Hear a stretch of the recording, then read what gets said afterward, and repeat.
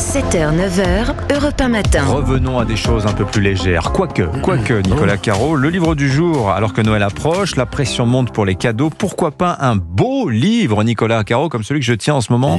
Vous pouvez le voir sur europe1.fr. Alors là, en matière de joliesse, ça se pose là. Je vous ai déjà parlé des éditions des Saints-Pères qui publient des manuscrits, enfin des facsimilés de manuscrits de grands romans, des copies exactes à la bavure d'encre près. C'est un cadeau magnifique parce que c'est pour quelqu'un qui aime tel ou tel auteur ou tel roman, pouvoir lire le travail initial avec les ratures, etc. C'est bouleversant. Mais en plus, c'est dans un grand format cartonné vendu dans son étui. Et c'est quel roman?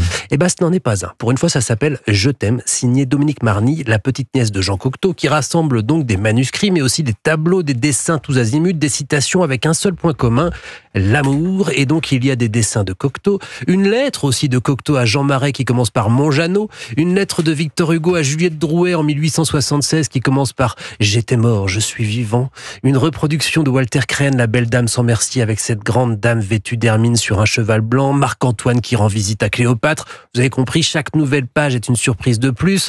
Tiens, écoutez, Jean de La Fontaine, amour, amour, quand tu nous tiens, on peut bien dire adieu prudence. Et si on veut offrir un manuscrit de roman dont vous parliez, qu'y a-t-il? Il y en a beaucoup maintenant. Le mystère de la chambre jaune, par exemple, de Gaston Leroux, avec des plans des pièces.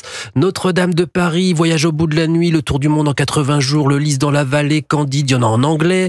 Gatsby, Les raisins de la colère, avec les corrections en rouge de la femme de Steinbeck. Il y a Pagnol, il y a Lovecraft aussi. Voilà, je vous les fais pas tous. C'est un peu le cadeau ultime pour un fan et c'est magnifique.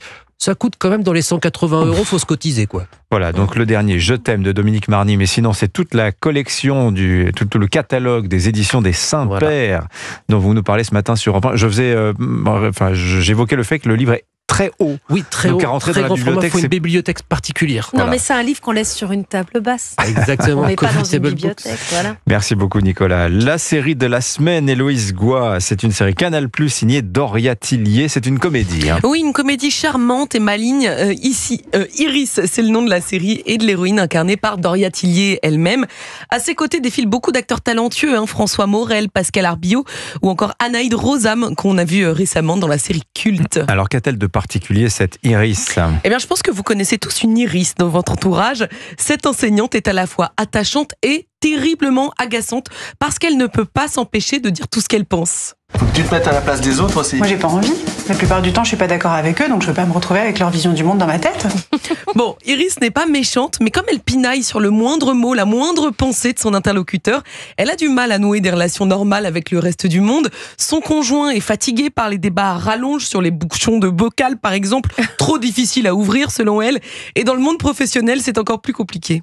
Il arrive parfois que je fasse pas forcément bonne impression la première fois qu'on me rencontre. Oui, je vois ce que vous voulez dire. Casse-toi de chez moi!